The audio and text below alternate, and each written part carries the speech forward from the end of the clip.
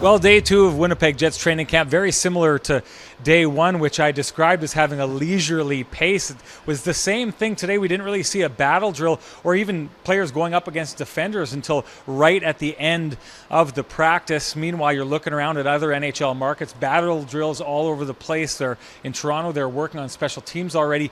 Kenny, are you worried that maybe the Jets are falling behind early? Yeah, I don't really think that's the case, Sean. I think Paul Maurice explained to us it's just a matter of so many of the Jets players arrived in town a bit late. Their phase 2 is a little bit behind some of the other places. A lot of guys hadn't had ice available to them, whether they were in the States or in Europe. So for me, it's not an issue whatsoever. It was all about hands and feet in the first couple of days, and as we get going, as the week moves on, the intensity is going to pick up starting tomorrow.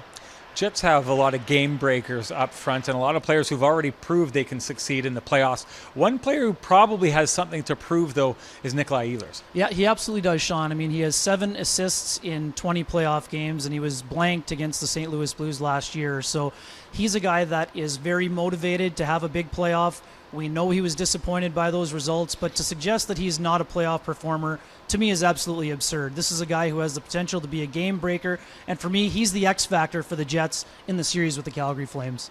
You wrote an article last week for Sportsnet.ca heading into training camp. You identified Blake Wheeler as being a linchpin player for this team. Why? Yeah, you know what, Sean? I mean, Blake Wheeler is the driver of the Jets. Obviously, he has 2 great line mates in Kyle Connor and Mark Scheifele, but he's the guy who does everything for this team. He moved to center when Brian Little was hurt. He moved back into his familiar spot at the end of the year. After a slow start by his standards, he just had 8 points in 16 games after consecutive 9-1 point seasons. But he was a point-a-game player after that, despite taking on the responsibility of being a two-way player down the middle.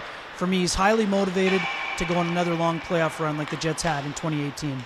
Well, one thing we know about Blake Wheeler is he loves to get intense, so maybe these first couple days have been killing him. Probably wants to get at it. He will get his wish, as you mentioned. The intensity is expected to pick up, and it's expected to pick up tomorrow.